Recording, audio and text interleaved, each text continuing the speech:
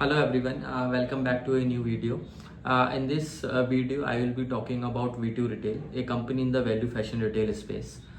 तो हम देखेंगे कंपनी के Q2 के रिजल्ट्स कैसे रहे, कंपनी के कॉन कॉल में क्या डिस्कस हुआ और कंपनी की ओवरऑल डील कैसी लगती है अगर हम देखें आफ्टर Q2 रिजल्ट्स एंड जो कंपनी ने कॉन कॉल में अपनी गाइडेंस दी है उसके बेसिस पर। तो सबसे पहले हम कंपनी का अगर बिजनेस मॉडल हल्का से देखें तो एक लाइन में देखें तो fashionable clothes they provided affordable prices to the people और इनके अक्रॉस इंडिया अगर आप देखें ऑलमोस्ट ऑल स्टेट्स में they are present and they have close to 259 stores at the end of Q2। So retail sales में इनके खुद के स्टोर्स रहते हैं। तो ये कंपनी का बेसिकली बिजनेस मॉडल है, अपने स्टोर्स पे ट्रेंडी क्लोथ्स को they provide affordable prices.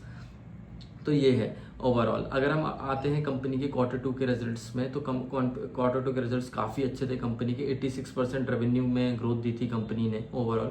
Bottom line भी देखें तो ये Q2 पहली बार इनके लिए ऐसा था जिसमें प्रॉफिटेबल रहा इनके लिए Q2। They did 17 crore of PAT. तो ओवरऑल नंबर्स के बेसिस पे देखूँ, चाहे इनके बाकी के जो मैट्रिक्स रहते हैं वो देखूँ, जैसे एवरेज सेलिंग प्राइस जो होती है, जो एवरेज बिलिंग वैल्यू रहती है, सब में अच्छा ग्रोथ था year on year. And company has done phenomenally well. जो इनकी खुद के एक्सपेक्टेशंस थे कि हम 45 to 50% का ग्रोथ शो करेंगे ईयर ऑन ईयर बेसिस पे, उसको भी एक बहुत अच्छे मार्जिन से बीट किया है इन्होंने। और जो सेम स्टोर सेल्स ग्रोथ का इनका टारगेट रहता था 8 to 10% का, उसको भी बीट किया है। तो अगर हम इसका एक फैक्टर है जो 86% का ग्रोथ ही शो कर रहे हैं, उसमें इस बार क्या है कि फेस्टिव सीजन प्रीपोन हो गया है, जिसकी वजह से जो Q3 में इम्पैक्ट आता था उसका स्लाइट इम्पैक्ट Q2 में भी आया है, जिसकी वजह से 86% ग्रोथ रही है। But taking that also into consideration, it is an phenomenally good growth for the company. और अगर हम SSG में भी देखें तो 23.4% का दिखाया है same store sales growth. But overall अगर हम उसको नॉर्मलाइज कर दें, अगर वो फेस्टिवल सीजन नहीं लें और उसके बेसिस पे अगर हम देखें तो 10.3% करा है, जो भी इनकी जो गाइडेंस है 8 to 10% की, उसको भी एक्सीड करता है, उसके अपर रेंज में ही है। तो ये Q2 के पूरे ओवरऑल रिजल्ट्स रहे थे। तो ओवरऑल अगर हम इनका है ना प्रोडक्ट का अगर बाइफर्केशन देखें तो मैन, वुमेन, किड्स और लाइफस्टाइल के प्रोडक्ट्स इनके रहते हैं। और जो मैन है 40% है, किड्स का जो रहता है अराउंड 25% है, वुमेन 27% और लाइफस्टाइल जो जैसे टावल्स हो गए, बाकी जो ये सब प्रोडक्ट्स रहते हैं वो इनका सिर्फ है ना 8% है ओवरऑल सेल्स का।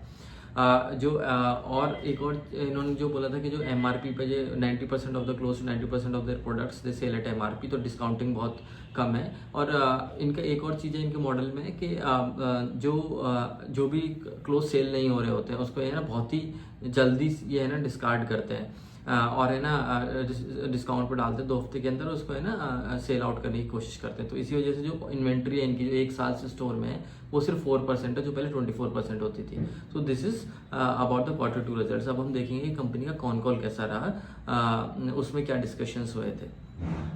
तो ओवरऑल देखें तो कंपनी का कॉन कॉल बहुत ही पॉजिटिव था। सबसे पहले मैनेजमेंट से ये पूछा गया कि Q3 जो जा रहा है उसमें उनको कैसा लग रहा है सेल्स। तो अभी तक मैनेजमेंट ने ये बोला कि बहुत ही अच्छा जा रहा है, जो उनकी खुद की एक्सपेक्टेशंस थी उसको ये बीट कर रहे हैं Q3 के अभी तक के नवंबर मिड तक में जो अभी तक रहा है इनका। सो विच शोज़ के जो फेस्टिवल सीजन था वो में जो मोमेंटम गेन किया था वो कंटिन्यू कर रहा है अभी। और अभी जो दिवाली तो 20 अक्टूबर तक हो गई थी, तो उसके बाद भी ये उस मोमेंटम को कंटिन्यू कर पा रहे हैं। May be wedding season is helping them and all, which is a very good. एक और पॉइंट का जो डिस्कशन आया था सेकेंड वाज कि विंटर का अर्ली ऑनसेट हो गया है, तो is it good for the company. तो मैनेजमेंट ने यही बोला कि हाँ, अगर अर्ली ऑनसेट हुआ है तो हमारे जो मार्जिन्स होते हैं वो विंटर क्लोथ्स में ज़्यादा अच्छे होते हैं, विच is again good for us. उनका एवरेज सेलिंग प्राइस भी ज़्यादा होता है, तो इट विल हेल्प अस। तो कंपनी ने कहा कुछ प्लेस पे स्टॉक आउट्स भी देखे थे for winter clothes, which company is working hard to replenish those stocks by talking to their vendors. So ये एक पॉजिटिव था। कंपनी ने पहला भी ये सो ओवरऑल जो Q3 का अगर हम एक अंदाज़ा लगाना चाहें तो which is these 2 points paint a very good picture, जिसमें कंपनी बोल रही है कि उनके एक्सपेक्टेशन से ज़्यादा भी they are doing and winter जो इनके मार्जिन को भी इम्प्रूव करेगा, तो बॉटम लाइन के लिए भी ज़्यादा अच्छा है। सो ओवरऑल एक कंपनी ने आके ये गाइडेंस भी दिया जो इन्होंने रिसेंटली QIP किया है, उसके बेसिस पर now they will be doing 130 stores, opening 130 stores in this year. अभी तक already they had open close to 70 stores in Q1 and Q2 and 16 stores अभी इन्होंने Q3 में ओपन कर चुके हैं and overall 130 stores they will do in this year.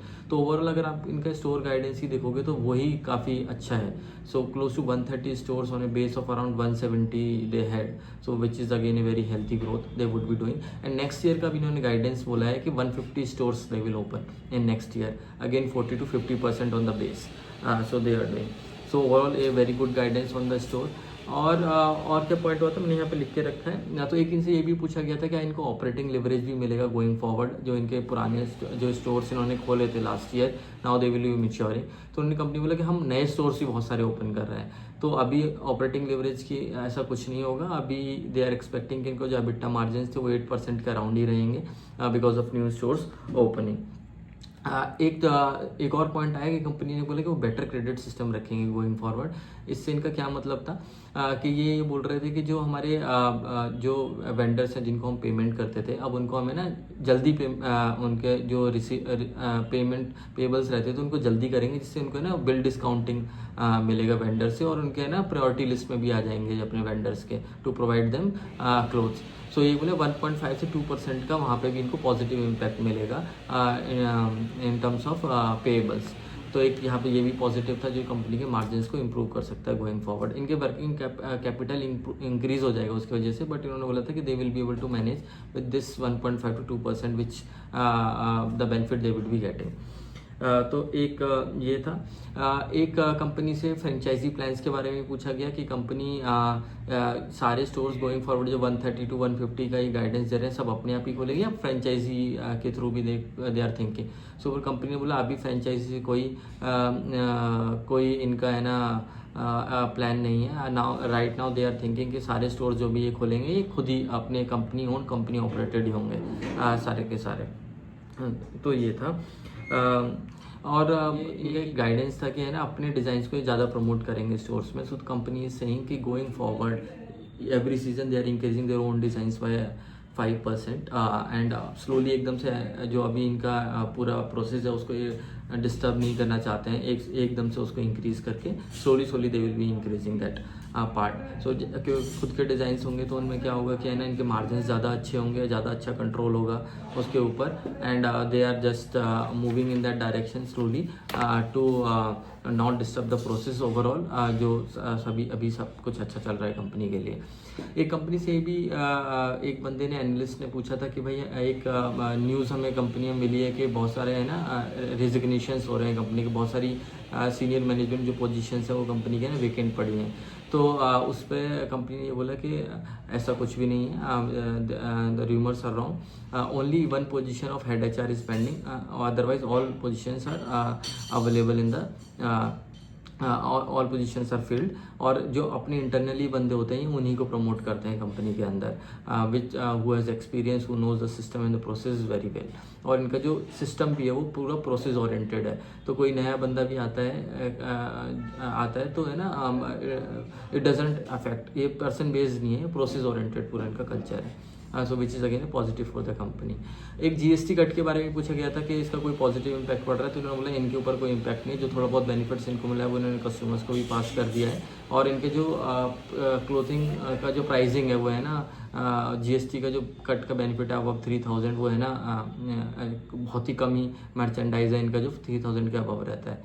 तो as such भी कोई ज़्यादा बेनिफिट इनको GST का मिला नहीं है ही नहीं। तो ओवरऑल ये सारे कौन कॉल के पॉइंट्स थे, ओवरऑल काफ़ी पॉजिटिव थी कंपनी की कौन कॉल अगर हम देखें तो। अभी हम कंपनी की वैल्यूएशन के बारे में देखें, देखिए डील कैसी लगती है ओवरऑल। तो अगर हम कंपनी का अभी करंट पी देखें तो 86 के है, और मार्केट कैप जो अराउंड 8000 करोड़ के करीब मार्केट कैप है कंपनी का। और अगर हम H1 देखें तो कंपनी ने 42 करोड़ का पैट किया है।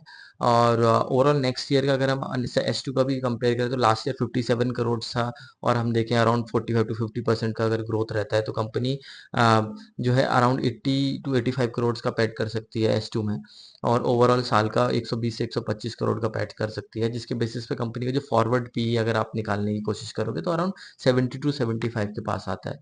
तो एक हमें 45 to 50% का ग्रोथ इंजन मिल रहा है। अगर जो अराउंड 70 to 75 पीक है, अराउंड पैक जो होता है 1.4 के अराउंड आता है।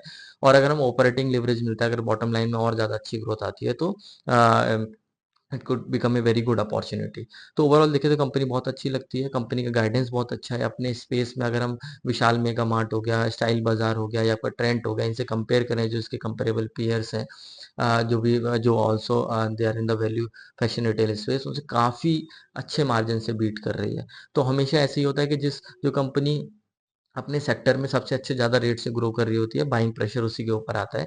तो और हमें ये नहीं देखना कि हम बहुत ज़्यादा पीई है तो है ना, वी हैव टू ट्रैक। जब तक कंपनी अच्छा परफॉर्म करती रहेगी, इस अच्छे रेट से ग्रो करती रहेगी जिसे ये गाइड कर रहे हैं, कंपनी का स्टॉक परफॉर्म करता रहेगा, जैसे हमने ट्रेंड के केस में भी देखा था। When we have to get out from the stock, अगर है ना कंपनी जो गाइड कर रही थी उस में अगर जो सेल्स ग्रोथ है वो है ना उससे कम परफॉर्म करती है, तो at the immediate sign of slowing down of growth, we will have to reevaluate the deal. How does it look at that point of time, and make decision accordingly. So this is all from my side. Please do let me know your views in the comment section of the video. Thank you for watching.